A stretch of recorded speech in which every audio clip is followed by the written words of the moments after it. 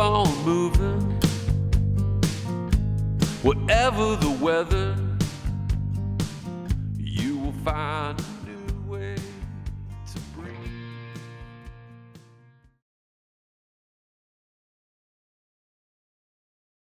At the end of every episode, there's a little tag that says, "Know the truth, tell the truth." And I really believe in that idea. I really think that you should be willing to be vulnerable to a certain degree. I mean, you don't have to give it all away. But in a lot of ways, when I think about these videos, and this is the last video in the series, this is the 6th episode, and I like to think that I've been telling the truth. I've been showing, I don't show everything, because that would be boring and dumb and awkward or whatever. But there are some purposeful edits in these episodes, but largely you're getting an unvarnished look at what we see and what we experience. And I think that's really important for where we are right now. In order to tell an accurate story and figure out who I am, I have to be willing to look at it warts and all. And that's something that I don't think people do a whole lot these days. Thank you so much. This next song is obviously number 2 in the series of 3, which is the trilogy. Not that I'm explaining what a trilogy is to you. I'm sure you guys know, but here we are. Anyhow, this is a song about the sexy subject of accountability. When I want to talk dirty to somebody, I use I statements. That's right. I've gone through a lot of therapy for this. But anyhow, this is so a year and a half later, I wrote this song after realizing like how terrible that relationship would have been. The person's fine. Who cares? You are who you are. It doesn't matter to me. But yeah. So I realized what it meant to be a giving partner in a relationship. So that's what this song is about. And also, this song, it does have, I don't know how you guys in Tucson feel about cussing, but there's a cuss word in the song. And yeah, right. Yeah. I want you guys to, I want you to be, aware of it. And this is the type of service, this is the type of service you don't get with the bigger bands. So, I'm just saying. All right. Well, I fucked it up again. I gave you what you needed, and I made your troubles mine.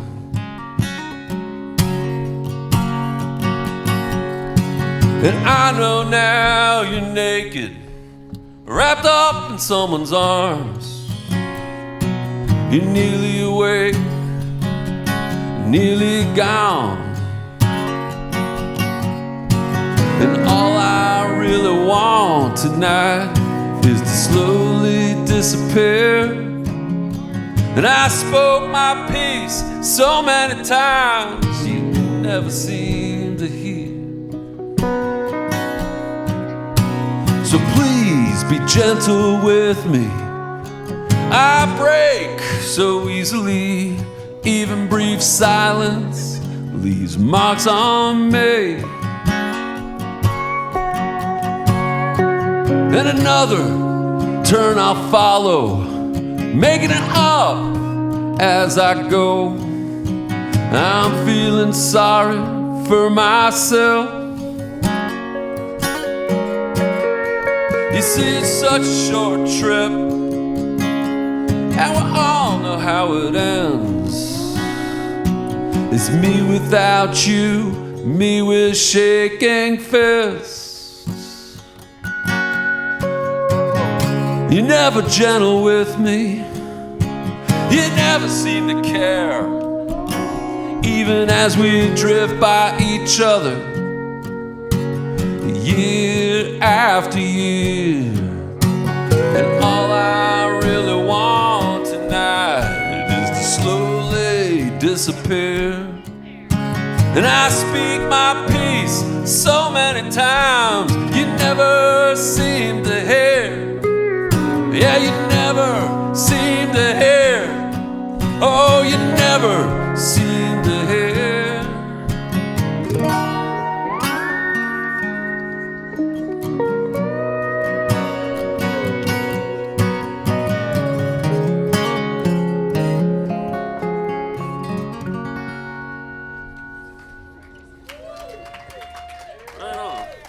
Thank you so much.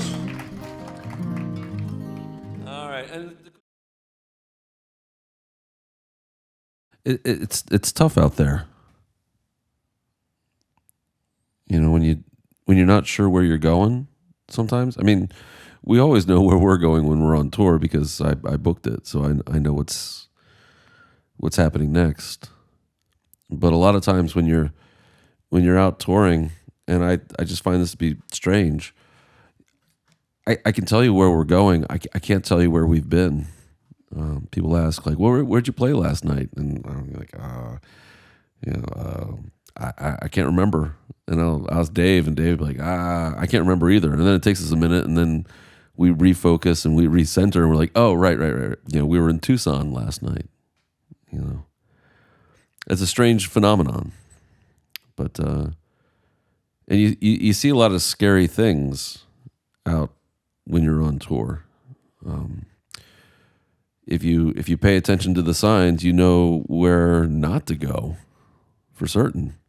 But you're also find yourself in a place where you're welcomed. Warren, he's such a good boy. And that was Warren, by the way, and that's Randall. Randall is not such a good boy, but he's a sweet boy. Anyhow, figuring out that pathway forward for me when I started this series was to figure out, I don't know about who am I or who I am or whatever, but I think I lost the thread in the months preceding the tour, and faced with a lot of things to think about, and you know, where are you going, where have you been, type of thing, and what's at the center of that, and then how do you figure it out? And I think I came back to, you know, our lives are really a series of telling stories and figuring out that plot and who the characters are, but also, you know, not just making shit up. It's about the stuff that happens to us, and then, you know, we make meaning out of that. It doesn't have to be dreaming, but it has to be meaning, you know, meaningful existence. And I think that's where I am right now. I'm pretty sure. Thank you so much.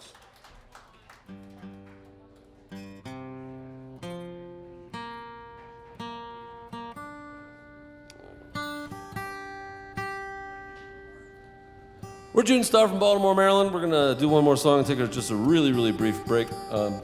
We got merch for sale. I've missed my pitch earlier. It was hilarious, but I can't repeat it, so just trust me. It was poignant, picturesque, biting, acerbic, sardonic, all those good words. Yeah, we're from Baltimore. Come on. It's the Charm City. It's the land of pleasant living. The old line state. The city that reads. Not really.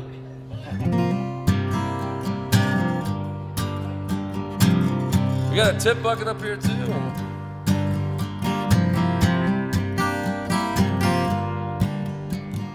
We are technically a non-profit.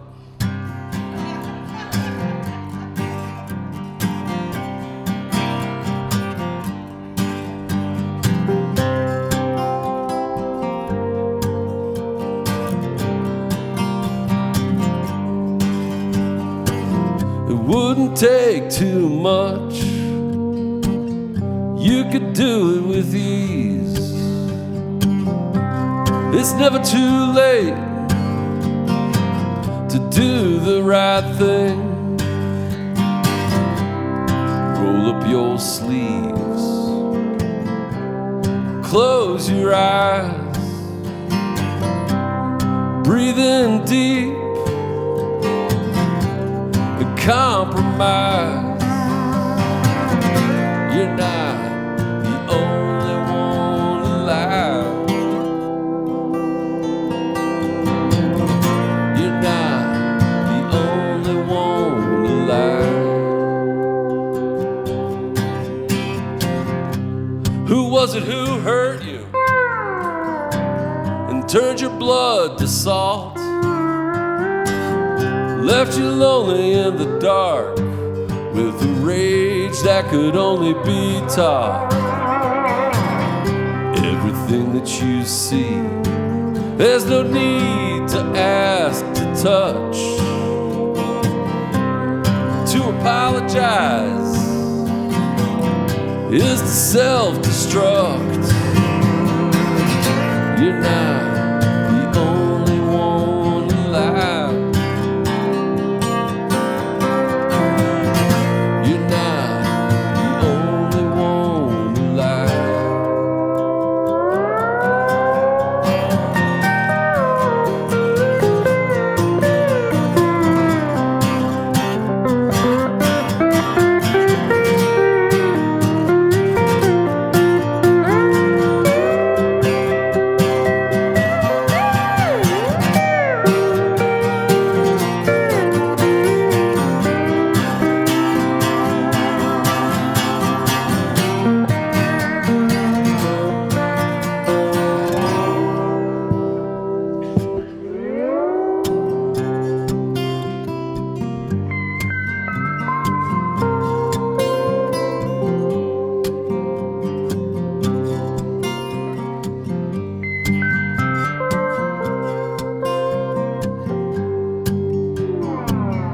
With the root buried that deep, you think you stand your ground, but there's a fire coming. There's no safety in that crowd. It wouldn't take too much. You could do it with ease.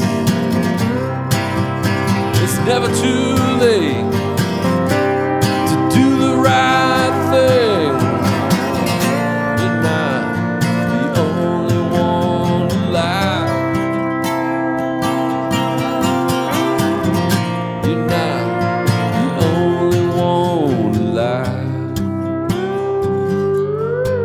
Yeah, trust me.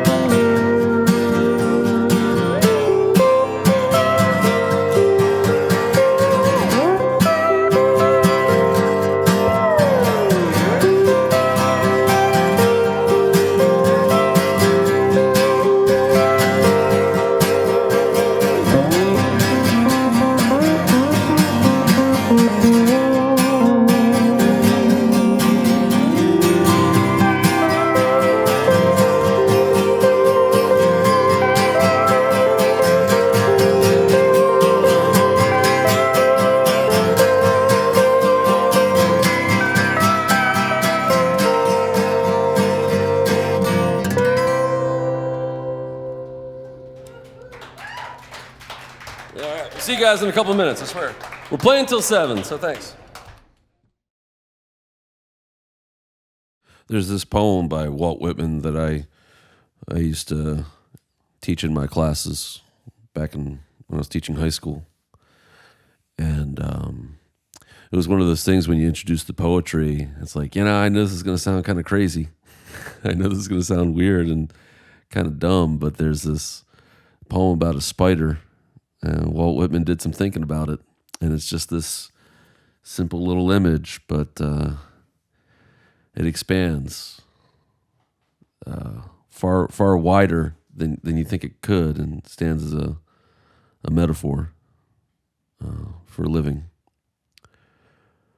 It's called A Noiseless Patient Spider. A noiseless patient spider I marked whereon a little promontory it stood isolated, marked how to explore the vacant vast surrounding. It launched forth filament out of itself, ever unreeling them, ever tirelessly speeding them. And you, oh my soul, where you stand, surrounded, detached in measureless oceans of space, ceaselessly musing, venturing, throwing, seeking the spheres to connect them, till the bridge you will need be formed, till the ductile anchor hold, till the gossamer thread you fling catch somewhere, O my soul.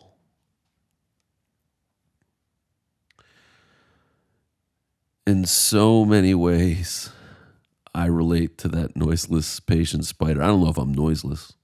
I don't know if any of us are noiseless. And I don't know if any of us are patient. You know, when you're younger, everything has to be now, because you can't wait. And now that I'm older, it seems like everything is now, because I don't have time to wait anymore. It's a strange kind of rock between a hard place type of perspective that I've become aware of. But until then, I'm just gonna ceaselessly ever unreel my filaments. Thank you so much.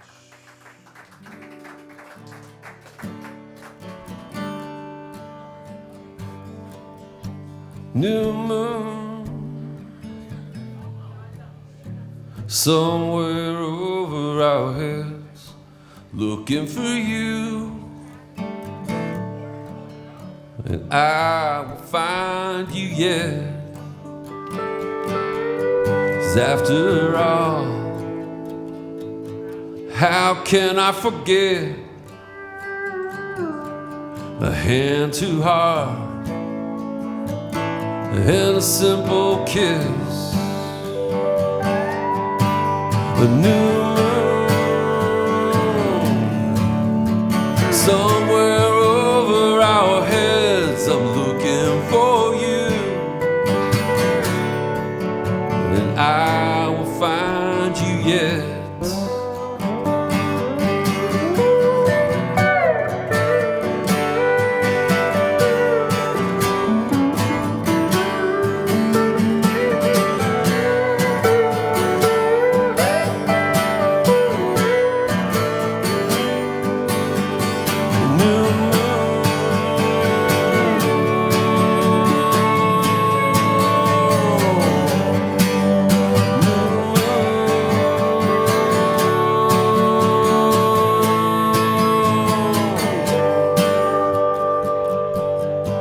After all, we've confessed with our hearts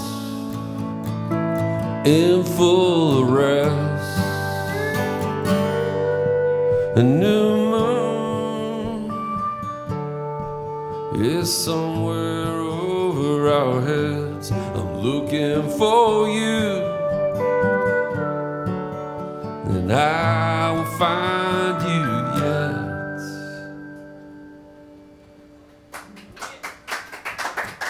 Thank you so much.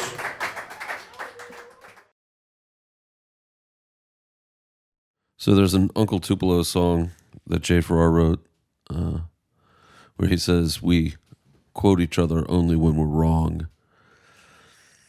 And I always like that line because it kind of indicates this kind of cynical but true perspective of relationships and our friendships and things. Like, why don't we quote each other? Why don't we tell each other we love each other more?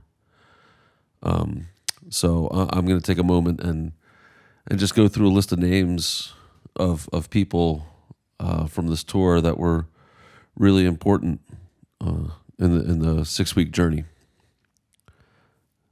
Beth in Pittsburgh, Caitlin Krause in Columbus, Joe Augustin in Richmond, Indiana, Wes in Eaton, Ohio, Brendan, Port Huron, Don Dupree and Allison Lewis in Detroit, Doug Neal in Dexter,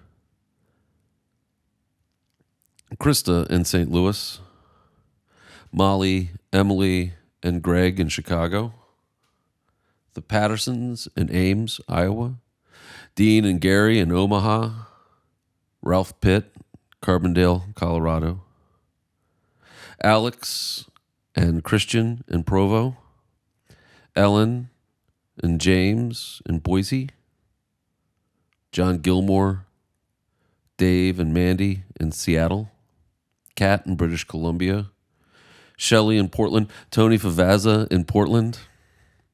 I salute you.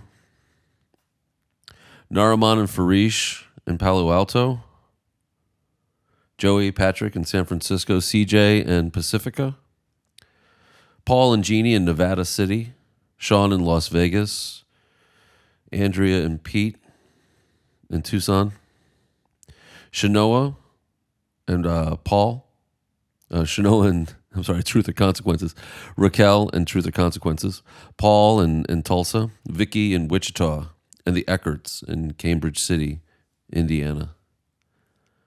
And, these are just people who have their own narratives that they're working on, their own stories. And now they're intertwined with my story.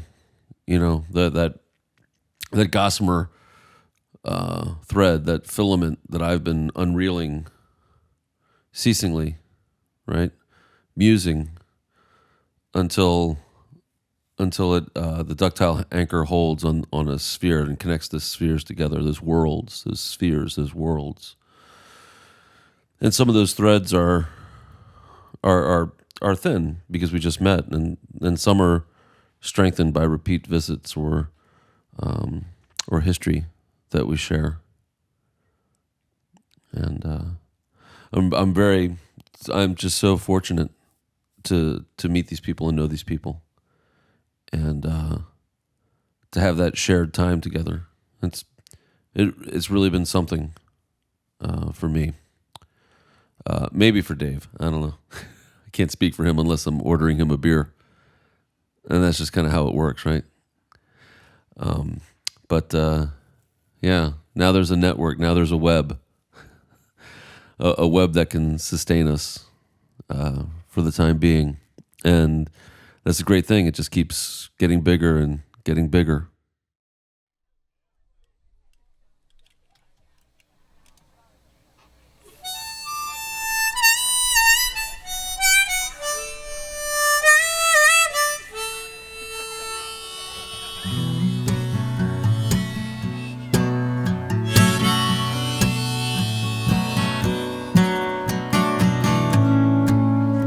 Surprise, surprise, surprise.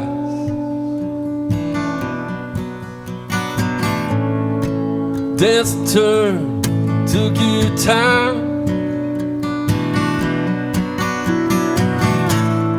What am I to do with you cut loose and burned straight through? Baby, I know you gotta go. You gotta go and get gone.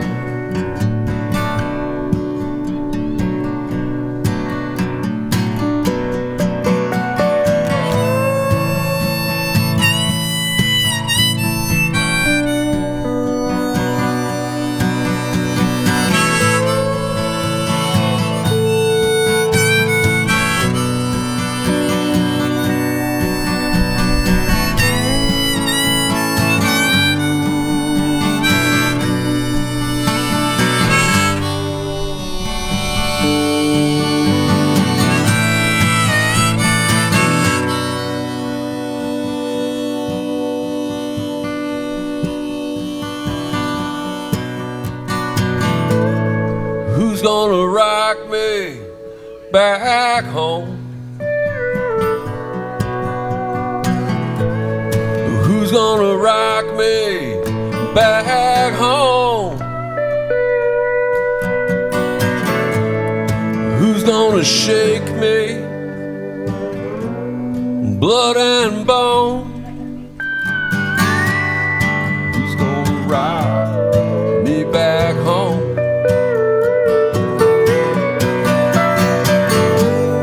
Baby, I know you gotta go. You gotta go and get gone. Baby, I know you gotta go. You gotta go and get gone. You gotta go and get gone.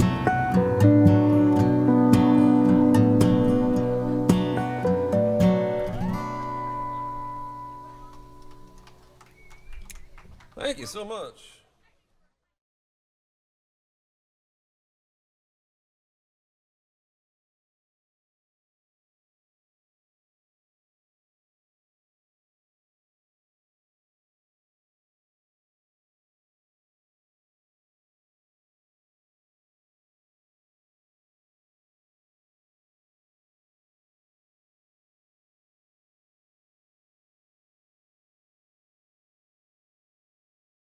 So that's it. That was the tour. 6 weeks, 6 episodes. Who are they now?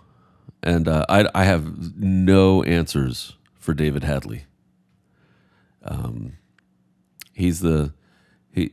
I'm not saying he's static, but I don't know. You have to ask him. Come out to a show and ask Dave if he figured out who he is. I'm sure he'll shake his head and say, "I don't know, man. Dave's not here." That's what he'll say. As for me, as story arcs go, and as character development goes, I'm not the same as I left. I don't know if it's a drastic change in who I am. I know a little bit better. I've gotten a little distance between myself and where I started at the beginning of this series, and I said that I haven't really been feeling like myself lately, and I don't know if I feel like I've always felt. I think there's still a sense of uncertainty in everything that we're doing. I think that there's a lot of pain that needs to be transformed, and a good bit of this making these videos, is therapeutic. It's also masochistic in a certain way because I don't like looking at myself and I don't like having to think about these things, but also, I don't know, somebody's got to do it, I guess. I don't know. I don't like making these videos. I think people have been surprised because I appreciate the praise, and I'm glad that people have watched them and that they've been helpful. That gives me a sense of purpose in making them, but I really don't enjoy the process very much. And I can't afford to pay somebody to do it. And so we're just kind of making do with what we have in all these different ways. And I don't know, it's been creative. It does help expand my parameters, I suppose, a good bit. But other than that,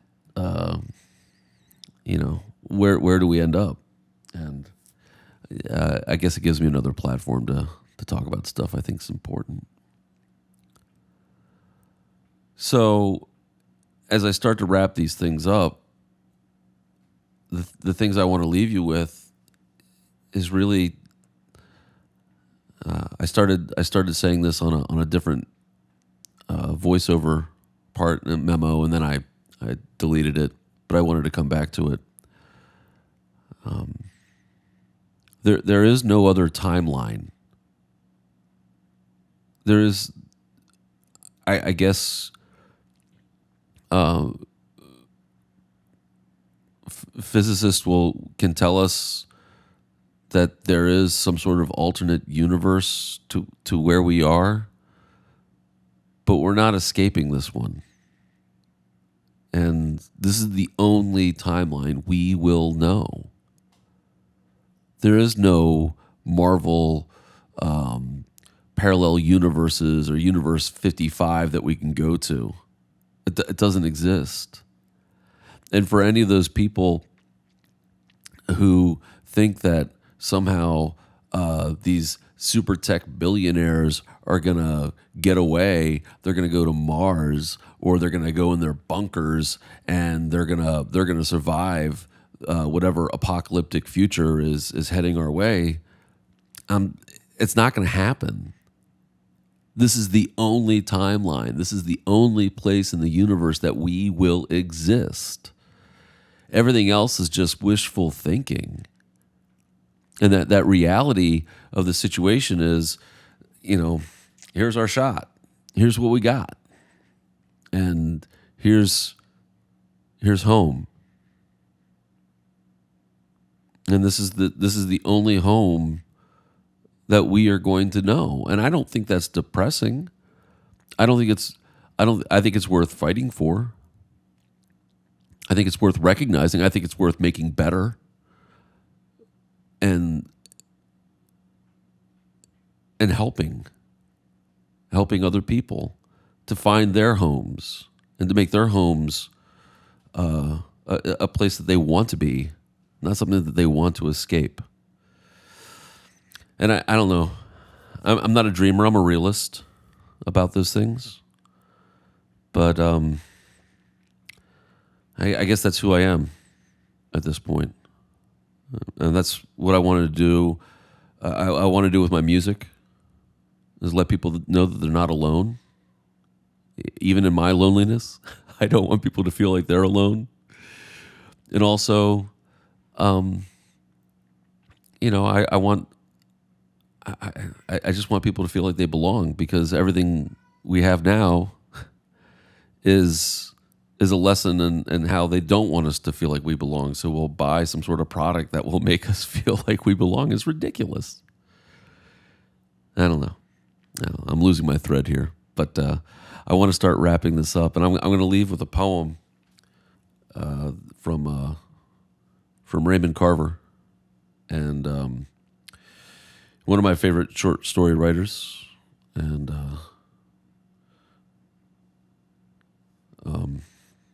it's a poem about knowing what you want in your life, and who you are. This is the last thing that Raymond Carver published while he was alive. It's from a collection called Ultramarine, and it's called Late Fragment. And did you get what you wanted from this life, even so? I did. And what did you want? To call myself beloved, to feel myself beloved on the earth.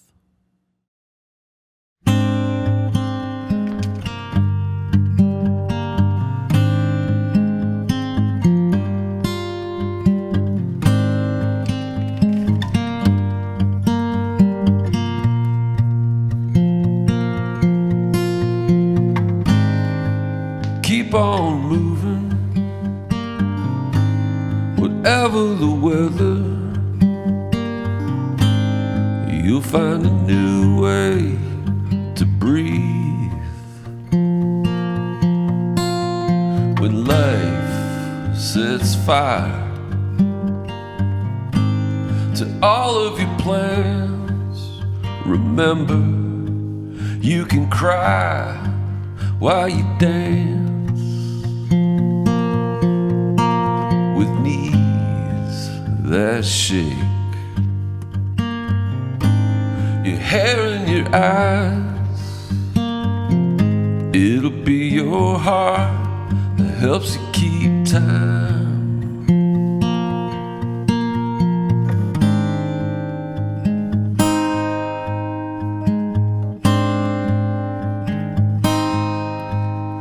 Keep up, even in the dark, with your hands reaching out. You know this dance by heart.